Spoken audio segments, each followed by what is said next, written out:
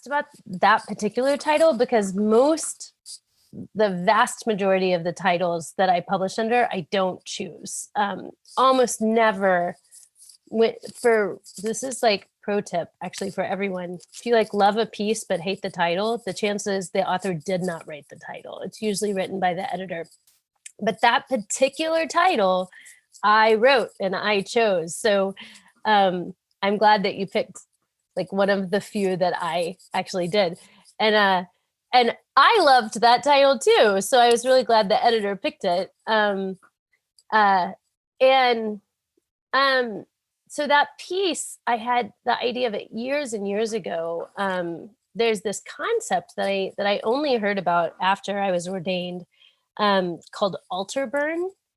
And people talk about it like, it's kind of like burnout. So it's a play on that, but it's also sort of like people talk about freezer burn. It's like, it's altar burn. It's like too much exposure to the altar. And the idea is that it's a term for clergy where you handle such kind of sacred, holy things.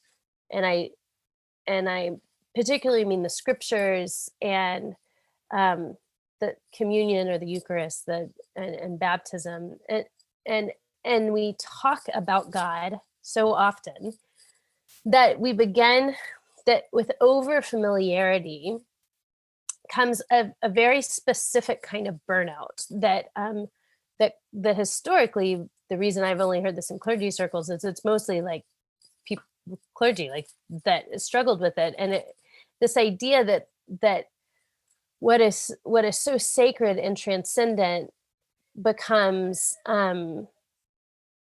we miss kind of the just craziness of what we're proclaiming. It gets lost in just sort of another work week and running a church. And so it's a type of burnout that, and kind of, I don't know the word, like a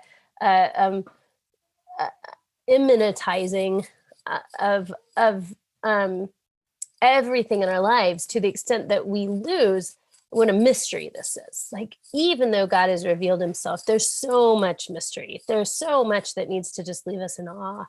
And we begin to miss it in kind of our over familiarity and we become cavalier about the things of God.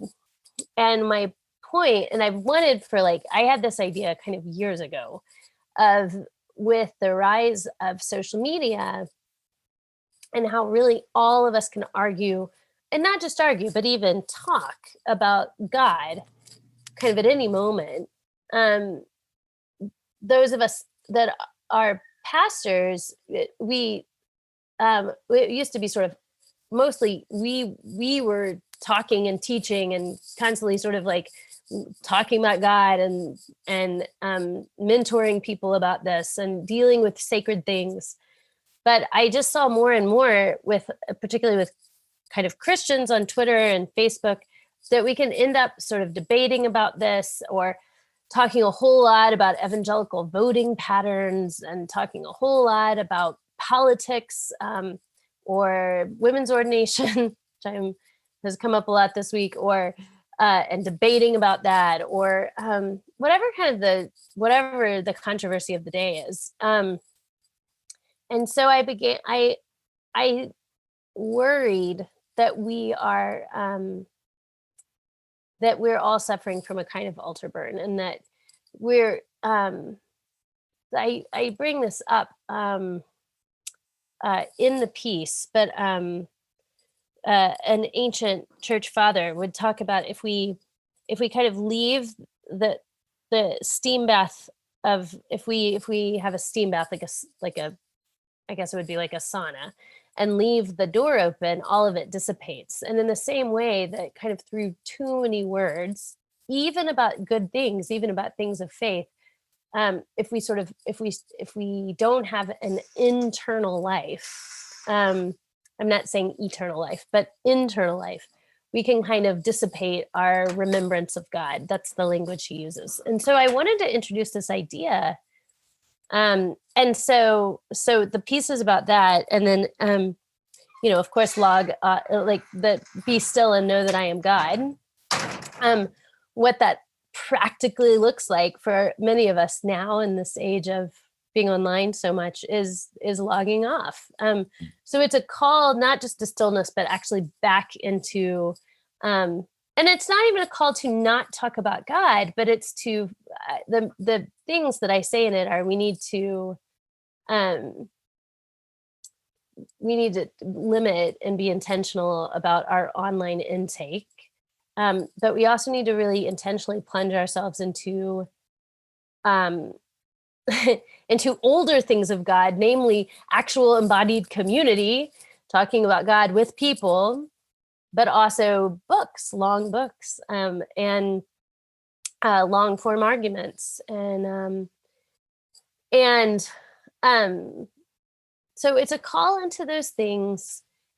Yeah, I could say a lot more about that. That's kind of a passion of mine, is to sort of that we're forgetting how to be kind of creatures with bodies and limits in the midst of this, and in the midst of kind of our newfound abilities. But anyway, that's the piece. Yeah, and I wonder if it's always a little bit nerve-wracking talking about one's interpretation with the person who wrote it. But as I was thinking about just the differences between different kinds of knowledge and the different, so some people go to online to learn things or to keep up with things, and it's almost like that steam bath analogy is so perfect because the door is so open in Twitter. Like there's no filtering, you just get it all, right? You get the direct. And yet the knowledge of God, the be still and know that I'm God, is a totally different kind of knowledge. And they're not always opposites or binaries, but at the same time, sometimes in order to see God and know him, we need to get away from other kinds of knowledge or other kinds of overwhelming amounts of knowledge, which is what I kind of saw you doing. Is sort of like maybe that boundary is necessary at times in our life to have that knowledge. Yeah, I think that is, I think that's right. And I also think that the technology that we use shapes us, it forms us. And so it becomes, in a very real sense, that technology we use is a spiritual practice and drives the other spiritual practices in our life in enormous ways. And so on Twitter, it's really hard not to trivialize things of God. I'm just going to be honest, when I'm like scrolling through and it's like people arguing, and here's a cat video, and here's a picture of someone's lunch, and here's people arguing again about various things, and then someone writes a Bible verse, it's always kind of like, I'm never like struck by it's always sort of like, okay, it's sort of like it's like, okay, and there's a Bible verse, usually like on a picture in front of like a barn or something. And it's trivia. This is the word of God. Yeah. People would die. People have died for the scriptures. But there's a trivializing nature of the medium itself. Right. And so I bring that up, that kind of go, and then even like, talking so much, I think it's right. Of course it's fine to have theological debates online. Of course it's fine to talk about evangelical voting patterns or abortion politics online. But then it just becomes we're talking about God. Like God can be flattened in that space to the sociological phenomenon. Belief becomes a sociological phenomenon. And I think we lose that what we're actually talking about is like the incarnated, dying and resurrecting Jesus. And so what I'm saying is there's a liturgy to this, in the sense that, well, what I mean is that our actual embodied practices shape our spirituality, shape our hearts, and what we believe.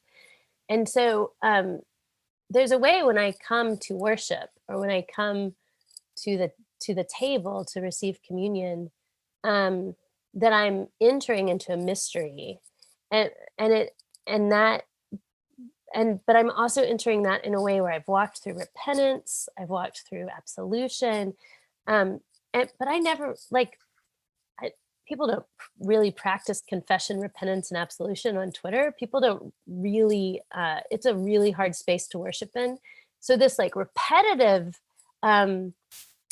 Obviously the things we do repetitively shape us, and there's lots and lots about this on the internet. Nicholas Carr wrote the book The Shallows about how the internet's rewiring our brain, but I want to say specifically talking about spiritual things in this medium shapes how we worship, or how more often how we don't worship. Like it conditions us to speak of God as a chess player in this cultural game, instead of speaking of God as a creature adoring our loving creator. And so that there's something there about the way this medium, the way spiritual talk, which is not bad, but is trivialized in this medium, that I think ends up trivializing us and trivializing our worship.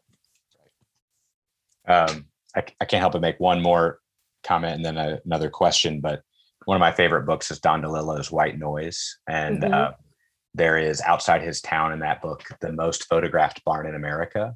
And he wonders to himself, is what makes it the most photographed barn that there's something intrinsically about the barn that's so interesting? Or is it just that because there's so many photographs, it kind of continues to hold people's attention, right? Like they just feel like they should like it. And that's my struggle with like scripture on Twitter, is like, do people feel like they're supposed to do this? Or is there something intrinsically powerful that we can tap into through social media? And I, like you, am maybe a little bit wary of how easily trivializable, to make up a word, it can become, even with the best intentions. And I think we're both saying, I think that's what you're saying. It's not ill intent on the part of the poster always. No, not at all. Hard to kind of have the right milieu or environment for that conversation. Yeah, I mean, it's the medium is the message, right? And so it's the message is changed by the medium, even when we don't want it to be. So good. I've mentioned to you already, Tish, that we did a blog series on Liturgy of the Ordinary at City Church, and people took different chapters. And that's so cool, by the way.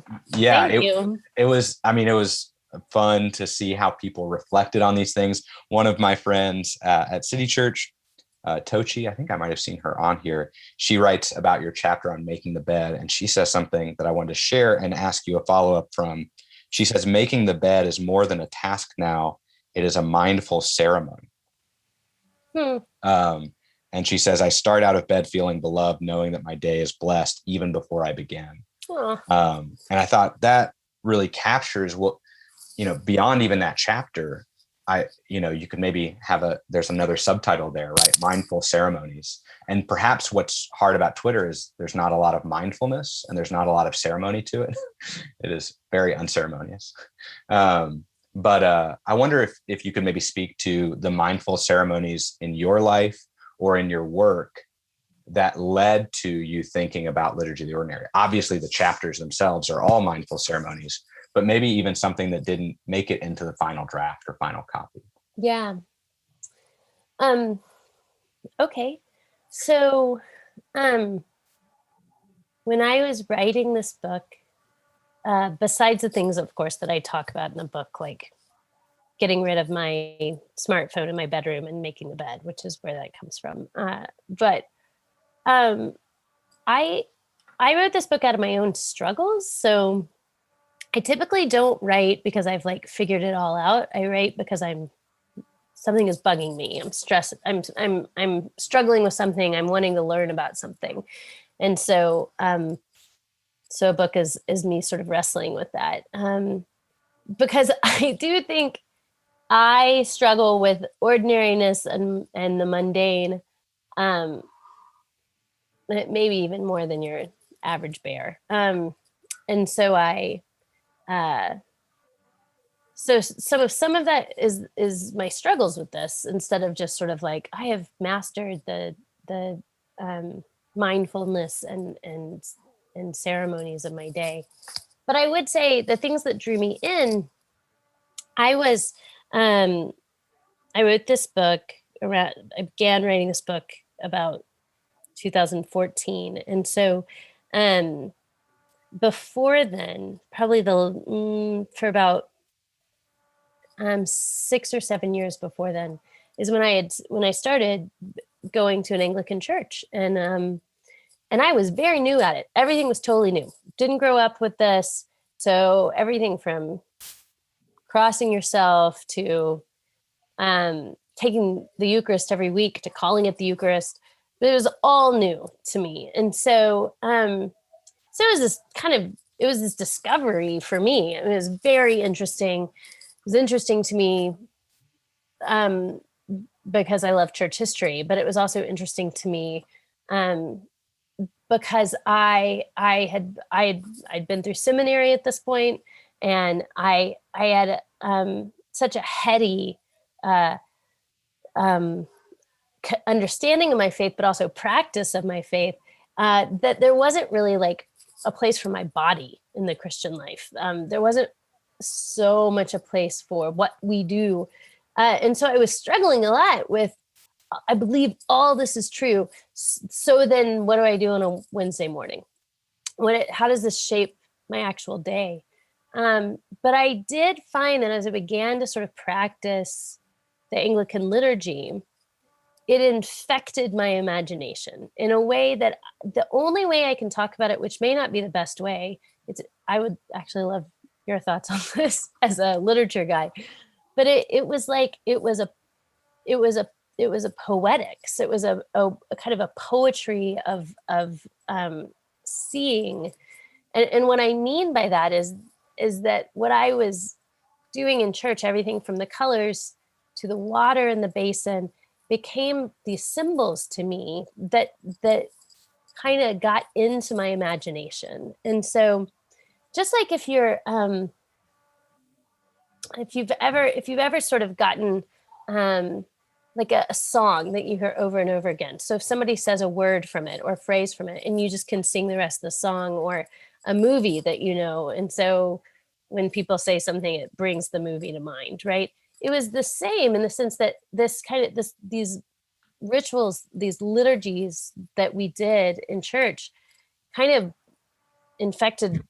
kind of broke out of and started shaping my imagination. So I couldn't see water without thinking about this. I couldn't take a meal without thinking about the Eucharist and how that changes our meals. I couldn't, even the very words I began, instead of confession before, for me was sort of like, I screwed up again, I'm sorry. That instead I began saying, I confess with my mouth that I've sinned against you. I've not loved my neighbor as myself. I have not lived. And so I was like using words from the liturgy as kind of an organic part of my prayer life. And so, I mean, the very funny classic example of this is when on May the 4th, everyone says, may the 4th be with you. And then all the Anglicans say, and also with you, right? Because because this liturgics has like worked its way into our brain, to our imagination, to our thinking. So kind of through that, Liturgy of the Ordinary was really written out of that experience, is that as I was having these experiences in daily life, it was like in my mind, poetically, it was switching back and forth between what we were doing on Sunday and what we're doing in that really ordinary moment. But some specific things that kind of brought that that didn't end up in the book were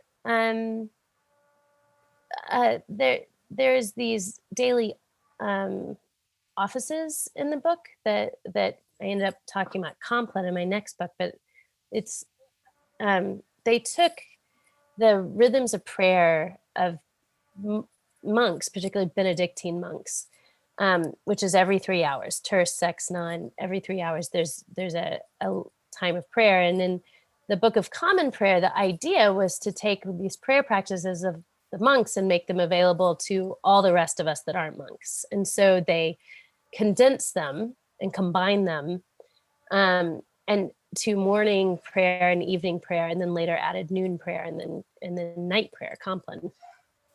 So there's these short services called, it's prayers for individuals and families. It takes less than 5 minutes, but it's these little short moments of prayer, morning, evening, noon, and night. And I was doing them. I don't talk about it in the book, but I was doing them. So I think that this sort of pausing for prayer didn't,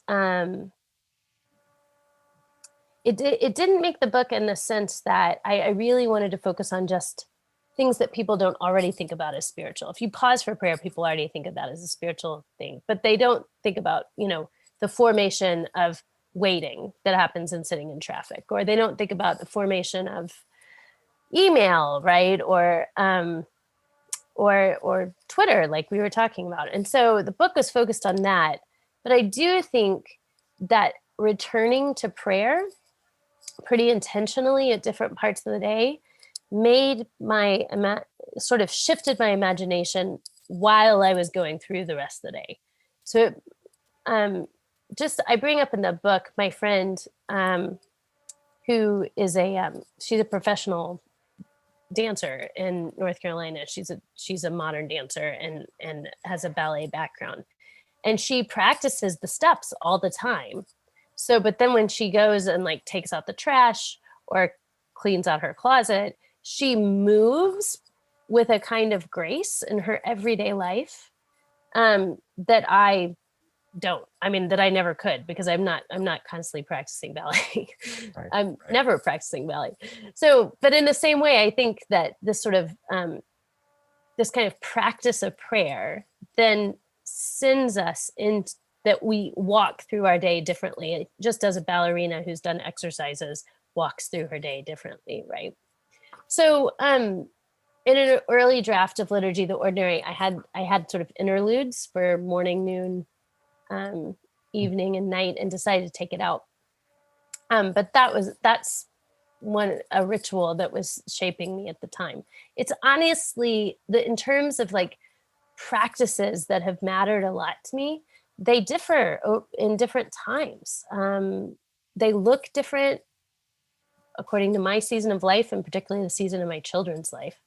But they also, I think at different times I'm drawn or shaped by different kinds of practices of prayer or spiritual practices. So obviously, like in my next book, Compline became incredibly important to me. But yeah, so that, I don't know if that answered, but that's. For sure. It actually answered two questions. It answered both the question I asked, and I was going to ask about the through line you imagine between the two books, but it almost feels like you've answered that, in that you had these interludes planned for this book that almost you took one of and reflected on and made a whole book out. Yeah, exactly. Yes, and that was intentional. So when I took out the interludes, I thought, well, maybe I'll do that sometime. The other thing is I ended Liturgy of the Ordinary with a chapter on night, right? And sleeping. And it was my hardest. It's actually the one I wrestled with the most and I struggled with the most, not writing it, but actually practicing it. And so I was like, I'll just pick up my next book. I'll just start there. I mean, granted, when I wrote Liturgy, I had no idea I would write prayer in the night. And it happened after, there were lots of life that happened between them and things that changed me and shaped me. But yeah, it sort of worked out where the book ends at nighttime and my next book begins at nighttime. Yeah. And I love that.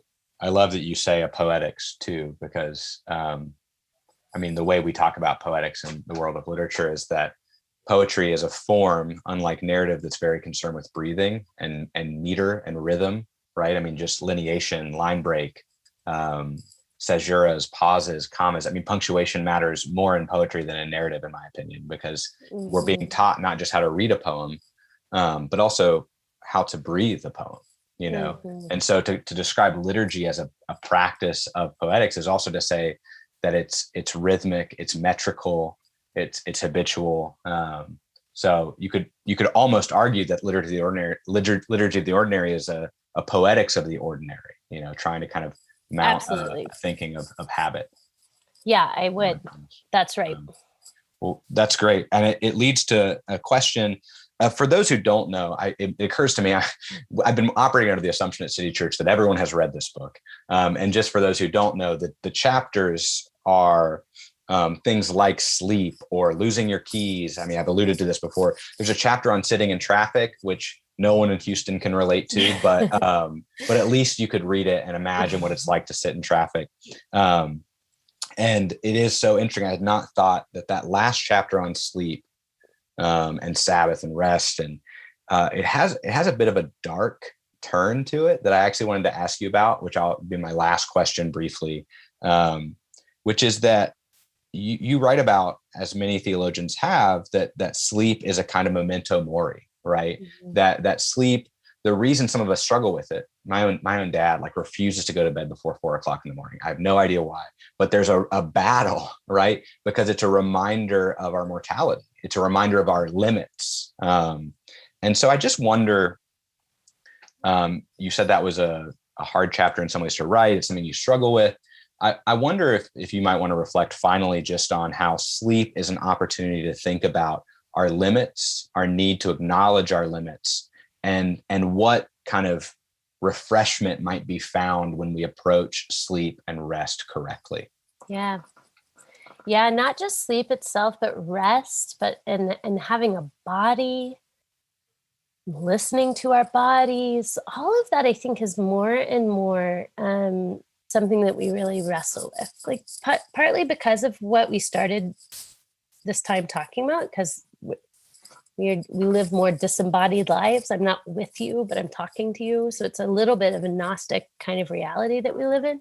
But also, all kinds of things. I mean, I have electric lights, right? So when the sun goes down, it can still be bright where I am. And I have a car. I can go get food. I can get food at 2 a.m, thanks to Taco Bell, right? So,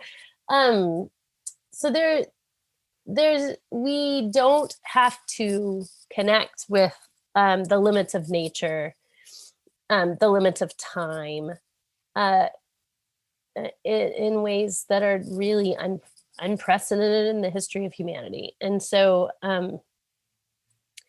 so that's A. B is, I think, like you said, there is a deep struggle with fear and anxiety at night.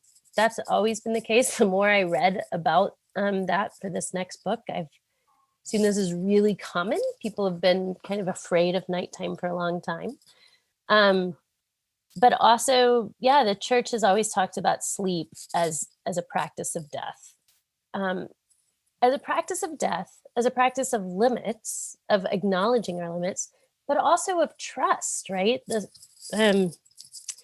There's a psalm that says, I lie down and sleep. I awake again because it is the Lord that guards the city. The idea is I can sleep and I can rest because I don't have to be in control of my own life, of the city, of the cosmic reality, of whether danger comes or not. It's the Lord is guarding the door, right? And so great picture of this in the New Testament is when in this giant storm, we find Jesus asleep in the boat, right? Part of that is because Jesus was a dude and he had limits and he got tired. But it's also this very embodied picture of Jesus's deep trust in God that he's asleep in the middle of this, right? And so, sleep. And I don't, okay, so if anyone is listening and struggles with insomnia, that doesn't mean you're not spiritual enough. And there is some very physical, hormonal reasons that people can't sleep. And that doesn't mean that you're, it's not a lack of faith. So I'm not trying to say that. But also, for a lot of us, for me, I'll speak for me, when I wake up in the middle of the night, often full of anxiety, a lot of my own sort of fear and lack of trust in God gets real loud at nighttime. And my loss and grief and limits, and the very real fact that all of us live in on this Zoom call, that not only are we going to die, but until then, the things that we most long for and most want in life, we are not capable of giving ourselves, or protecting from all harm, or making sure that we that every good thing we want and every bad thing we don't want is what comes to be. And so at the end of the day, we're not the creator, and we're not the masters of our own fate. So that is crushing, or that is freeing, depending on if we have a God that can be trusted, a God that is actually guarding the city, right? And I think more and more, I say this actually in the book, but Wendell Berry says the next great division is between those who want to live as humans and those who want to live as machines. Machines have no limits, right? Machines don't have to sleep. So entering into our creatureliness, whether it's through sickness or sleep, or acknowledging our weariness and getting rest, is a way to proclaim with our very bodies that we are not God, the God that never slumbers or sleeps, but that we have a God that can be trusted. We don't have to live as machines. So I think more and more, one of the gifts the church has for the broader culture is simply reminding people that they're creatures, and reminding people in our community how to be creatures, as we want to ascend the limits of everything from and even our very bodies, to know that that we are creatures that have limits is good news, because it's true. And so I think that in a way that we've never seen before. I mean, there was a young adults group in my living room, and I said, what is a gift our church can give to your generation in particular? And they said, it's one of the few places where we have to sit like at a table and have a conversation with someone we don't know, and we may not agree with on everything, and who may be a little weird, and who's like, might be a boomer, or like whatever. And we have to do that. And I just thought that's interesting, because the church has been countercultural in a lot of ways, but physically gathering different generations together has never been one of the ways we're countercultural, really. But we are now. Yeah. And so I think it's a gift that the church has to give, to remind people what it means to be a creature and to have a body. So good. I mean, I don't know if Psalm 127 is what you're referring to. I mean, I know there's a song versions of every song, but I don't know the whole origin of all this. But I know that Psalm 127 has that line that unless the Lord watches the city, the guard stands in vain, right? Mm-hmm. And so that a lot of our effort is actually worthless if we don't, acknowledge that even that effort is insufficient. Yeah. And so we've kind of come full circle back to the log off and know that I'm God, right? I mean, I guess so.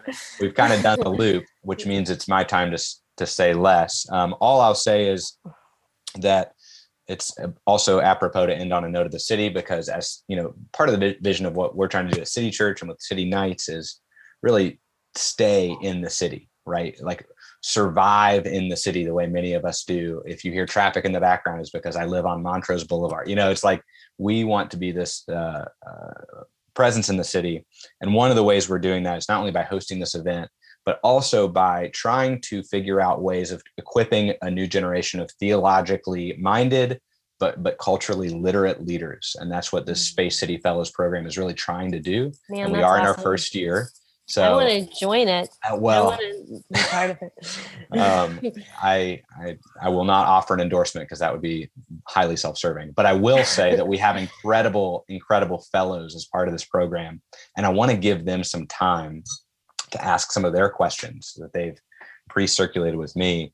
And I haven't cleared everyone's willingness to participate. So I'm going to take a risk and ask a couple people if they would. And if you won't, I'll read it for you. But Andrea, if you're out there, I would love for you to ask your first question or something else that occurred to you if you are willing.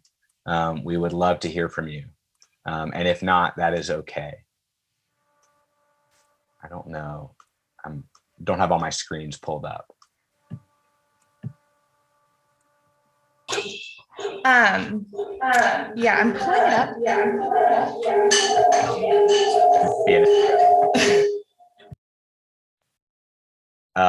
My recommendation in this case might be, and sorry for if you want to mute the other, is there another screen involved?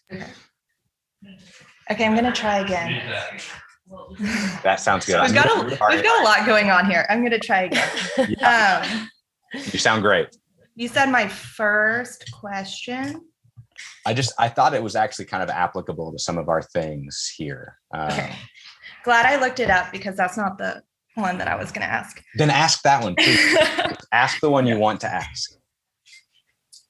Okay, so how have you found that a liturgical practice helps you better love your neighbor? That's a good question. Does my liturgical practice help me better love my neighbor? That's really interesting. Well, one of the ways I'm sort of stealing, sorry, I'm like going to tell you if you've read the book, this is not news, but the way our liturgy every single week pairs together the passing of the peace with the people around us and the receiving of the Eucharist is this constant reminder to me that I can't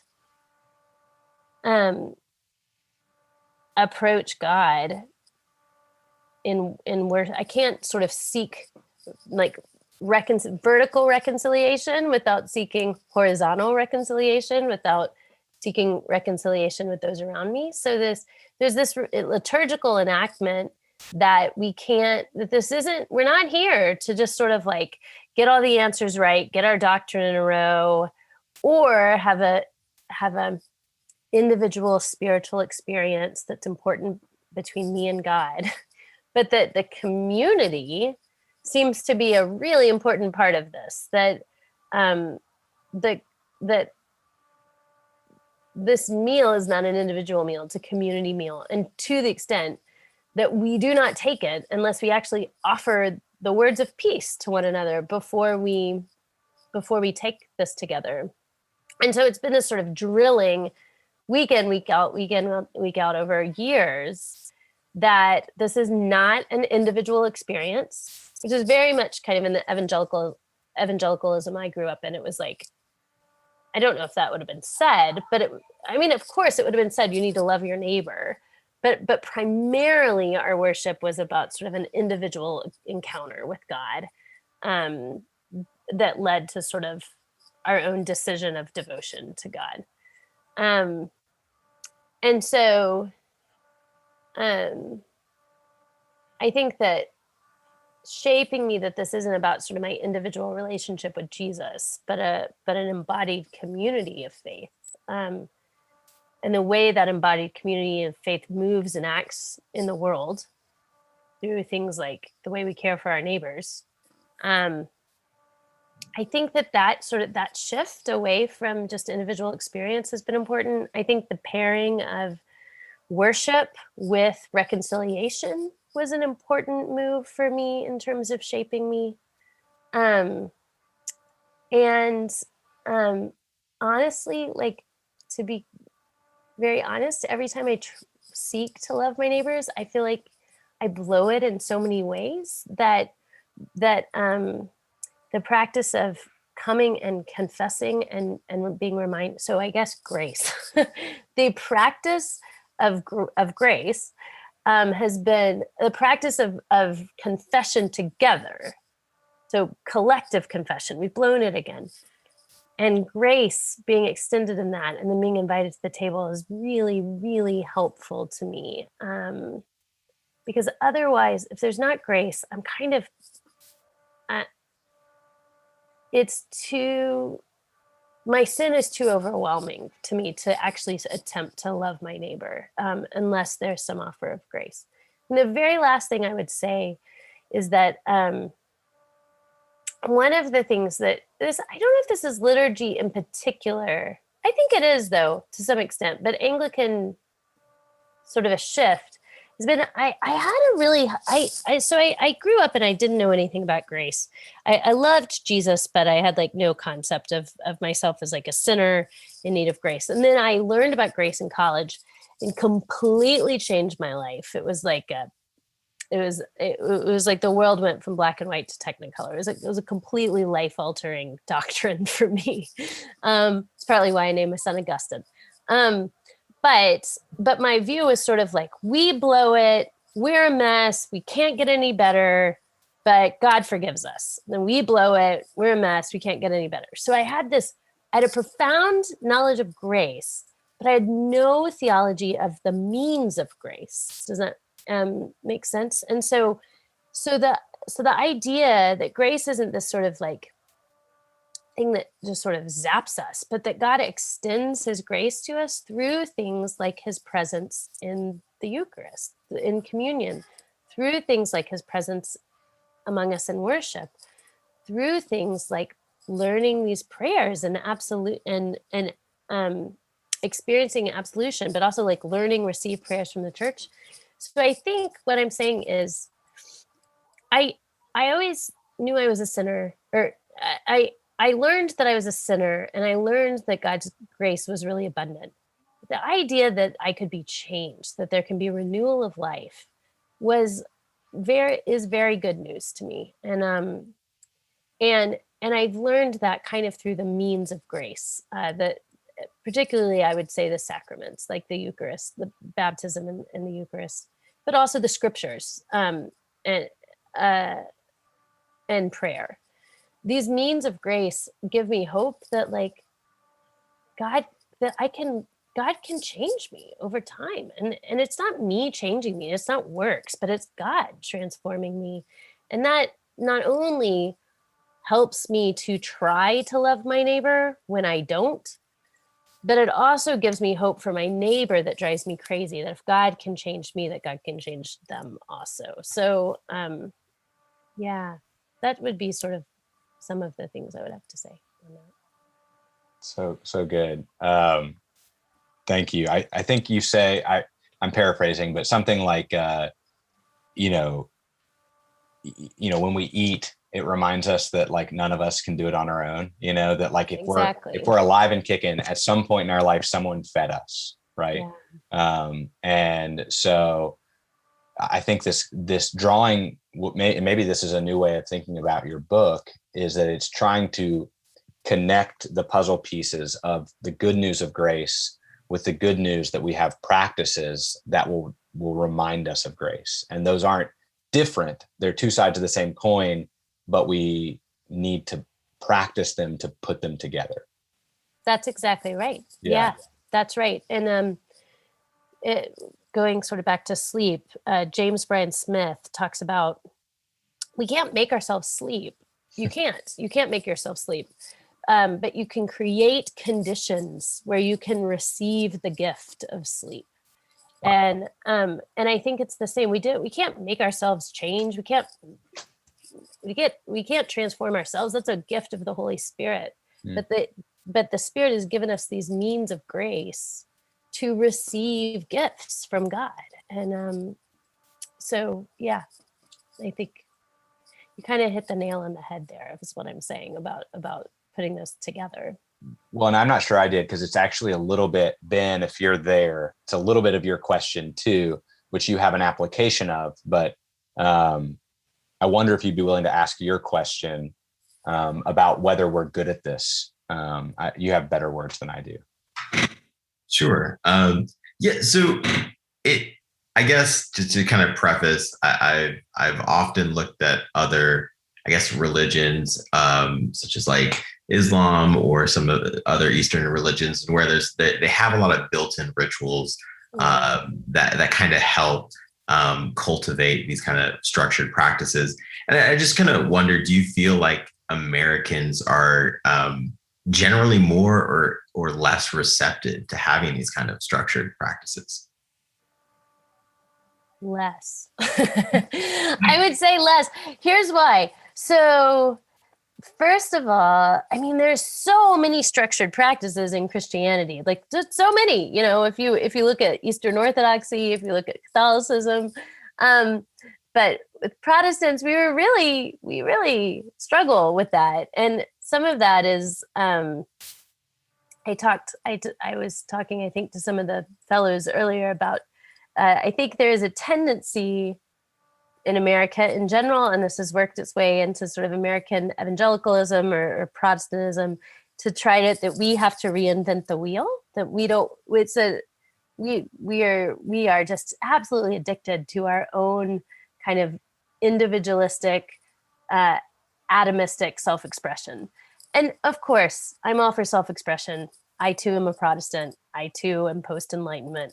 But I think, but I think because of that, we have a hard time receiving, and so we have a hard time receiving traditions, and we feel like we need to kind of invent things. And so I think so many, but we can't. I mean, they're like, even neuroscience at this point says, 90% of what we do in a day is under the hood of our consciousness. We don't think it through. It's practices we receive.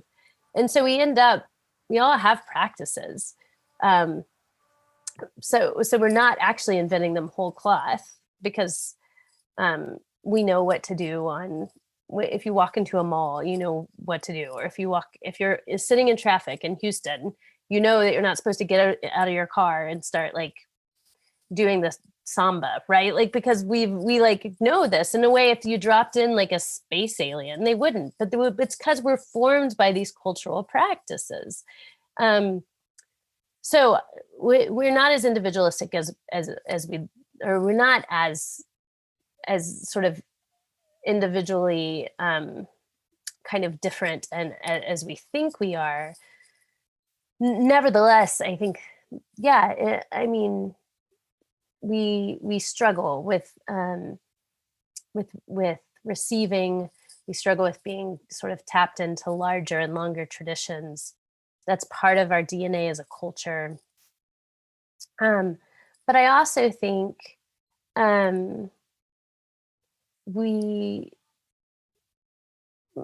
because America kind of happened post-Enlightenment, we tend to have an idea that that James K.A. Smith talks about us as brains on sticks, right? That mostly what matters is ideas, and things like our bodies and rituals shape us less or matter less. And it's not a very holistic view of the world, but it is kind of what our country was built on. And there's great things that come of that. I don't want a pre-Enlightenment surgeon doing my surgery, but there's also a way that it's made us,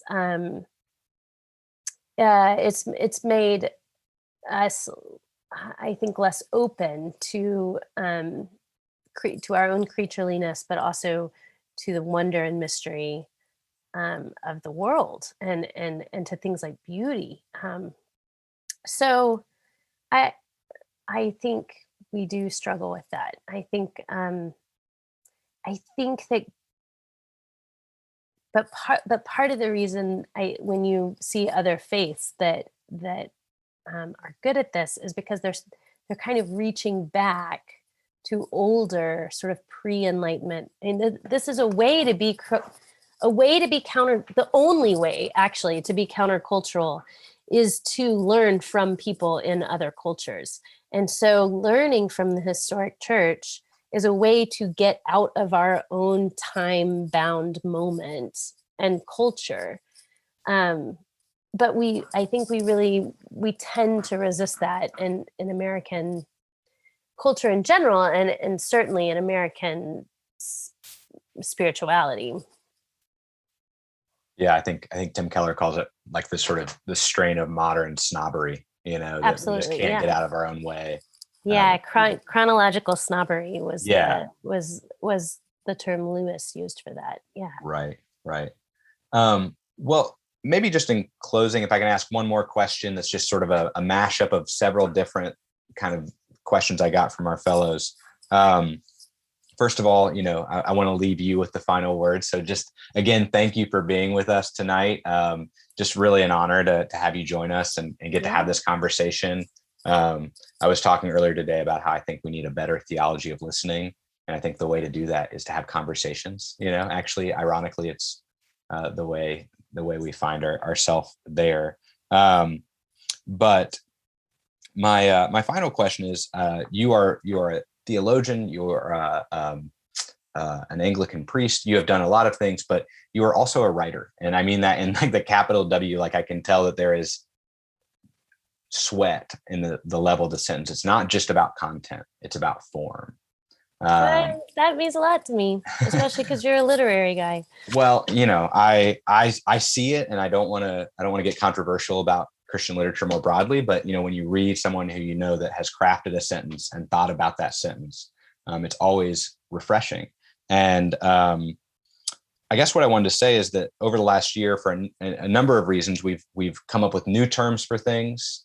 We have all sorts of new euphemisms and terminology. Politically speaking, words have entered into public usage in ways that are confusing and confounding for a lot of Christians.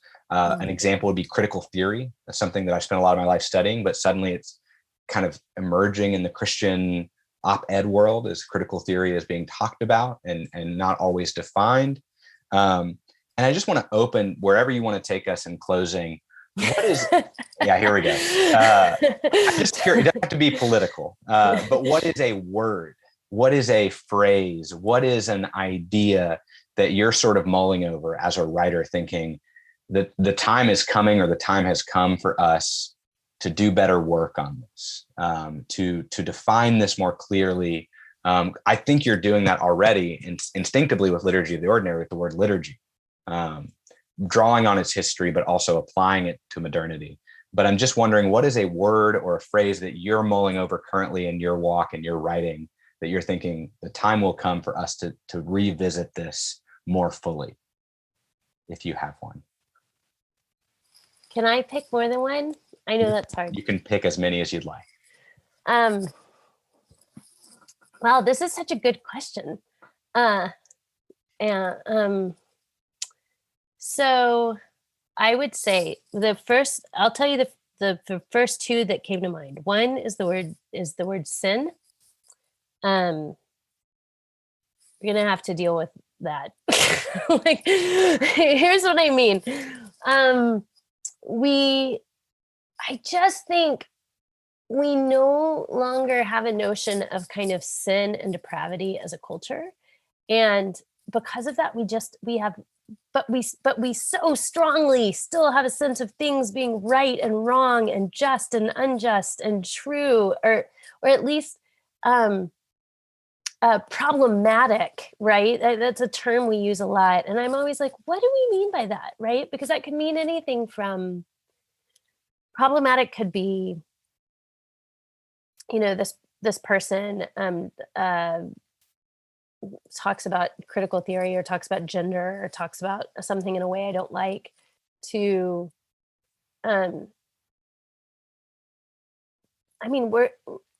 we don't typically mean something truly evil. People don't refer to the Nazis as problematic. But it's a way to sort of say, I don't like that without defining why. And so I think, so maybe the word is problematic, but that's not what I mean. I think more, there's this great book called, it's by Francis Spufford, and it's called Unapologetic. And he talks about sin. And he says, I don't want to use the word sin. And he ends up not using the word sin. And I won't tell you the word he uses because it has a curse word in it. But just to get everyone interested. But he says, I can't talk about sin because when I say that, people think I'm talking about rich dark chocolate or, like racy lingerie. Like you're in the broader culture, when people talk about sin, they tend to think of this kind of very Victorian, Puritan, pearl clutching kind of idea of pleasure, right? If you enjoy yourself, it's this vague, he said there's this vague idea, since we call it, sinful chocolate cake is talked about. It's this vague idea that if you enjoy it, it must be bad. But at the same time, like when people talk about sin, people, evangelicals can tend to talk about, or people because we had a conversation about evangelicals, conservative kind of religious people can tend to see that in such individualistic terms that we can't deal with things like what I think is a much more Augustinian view of sin, that does get into systemic problems, systemic kind of, when we talk about systemic racism, when you talk about parts of critical race theory that people get so angry about. But what we're talking about is, what does sin look like on a grand scale when it becomes institutional, when it becomes over time, becomes embedded in systems and institutions? Can we talk about that as sin? But then there's a whole other group of folks that can talk all day long about kind of the sins of the culture, the sins of the right, or the sins of the left, or the sins of white men, or the sins of those people, but not have much of an idea of individualistic sin, individual sin, and the ways that we are all part of, we all have a deadly virus, right? We all are kind of part of this. And so but the other word was love. Man, love is just bandied about so much right now. And I think we have no idea what we're talking about when we talk about love. So we tend to be talking about romance. We know that it's got to be more than that. We don't really know what, though, or what it looks like, or what it means. Are we talking about kindness? Are we talking about niceness? What are we talking about when we talk about love? And so that's another one. And I could go on and on about sort of subwords we use when we talk about love and sin that are really unhelpful. I'll say just in closing that there's a book called Caring for Words in a Culture of Lies by Marilyn McIntyre that deals a lot with the way that words can be polluted, just like a stream can be polluted. It's just a really great book for what you're talking about, for the ways that we misuse words, and the way that mass misuse of words ends up it ends up where we become a people that can't speak truly. We can't speak truthfully. So that would be, if in this conversation, I have to recommend that book because it's so good. Yeah. Wow. Well, I want to be respectful of your time and your evening. And if this is to be the last gasp of the era of Zoom all the time, which I think we hope it is, what a way to end.